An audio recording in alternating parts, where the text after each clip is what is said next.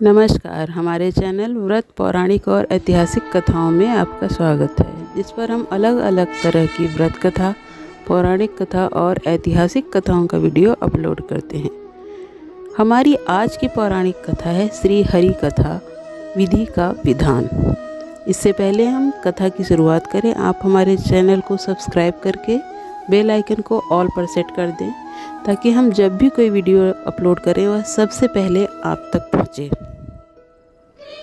एक बार भगवान विष्णु गरुड़ जी पर सवार होकर कैलाश पर्वत पर जा रहे थे। रास्ते में गरुड़ जी ने देखा कि एक ही दरवाजे पर 2 बारातें ठहरी थी। यह मामला उनके समझ में नहीं आया। फिर क्या था, वह प्रभु से पूछ बैठे, प्रभु ये कैसी अनोखी बात है कि विवाह के लिए कन्या 1 और 2 बारातें आई हैं। मेरी तो समझ में कुछ नहीं आ रहा है। प्रभु बोले, हाँ, एक ही कन्या से विवाह के लिए 2 अलग अलग जगह से बारातें आई हैं। एक बारात पिता द्वारा पसंद किए गए लड़के की है और दूसरी बारात माता द्वारा पसंद किए गए लड़के की।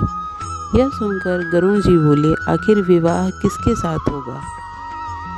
प्रभु ने कहा, जिसे माता ने पसंद किया है और बुलाया है उसी के साथ कन्या का विवाह होगा।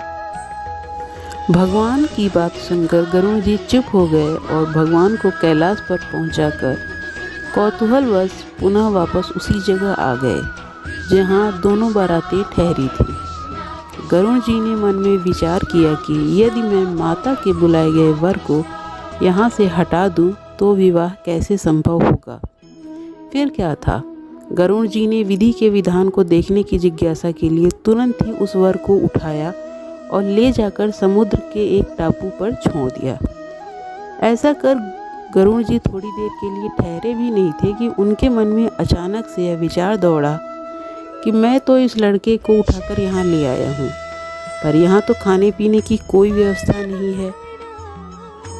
ऐसे में इस निर्जन टापू पर तो यह भूखा ही मर जाएगा और वहाँ सारी बारात मज़े से 56 भोग। यह कतई उचित नहीं है और इसका पाप अवश्य ही मुझे लगेगा। मुझे इसके लिए भी कुछ खाने का इंतजाम तो करना ही चाहिए। अगर विधि का विधान मुझे देखना है तो थोड़ा परिश्रम मुझे करना ही पड़ेगा। और ऐसा विचार कर वे वापस उसी स्थान पर फिर से आ गए।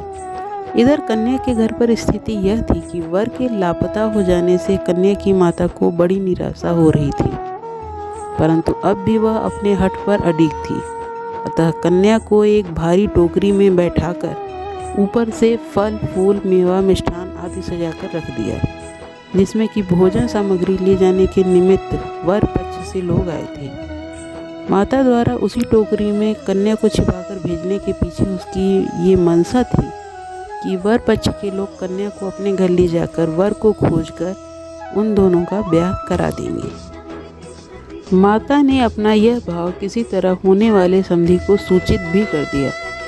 अब संयोग की बात देखिए, आंगन में रखी उसी टोकरी को जिसमें कन्या की माता ने विविध फल मेवा मिष्ठान आदि से भरकर कन्या को छिपाया था, गरुड़ जी ने उसे भरा देखकर उठाया और ले उड़े। उस टोकरी को ले जाकर गरुड़ जी ने उसी निर्जन टापू पर, जहाँ पहले से ही वर को उठा ले जाकर उन्होंने रखा था, वर के सामने ही रख दिया। इधर भूख के मारे व्याकुल हो रहे वर ने जो ही अपनी भोज्य सामग्रियों से भरी टोकरी को देखा तो बाज की तरह उस पर झपटा। उस व्यक्ति ने जैसे ही टोकरी से खाने के लिए फल आदि निकालना शुरू किया तो देखा कि उसमें 16 श्रृंगार की वह युवती बैठी थी जिससे कि उसका विवाह होना था। गरुड़ जी यह सब देखकर दंग रह गए। उन्हें निश्चय हो गया कि हर इच्छा बलवान, राम कीन चाहे सोई हुई, करे अन्यथा आस नहीं कोई। फिर तो शुभ मुहूर्त विचार कर स्वयं गरुड़ जी ने ही पुरोहिताई का काम निभाया।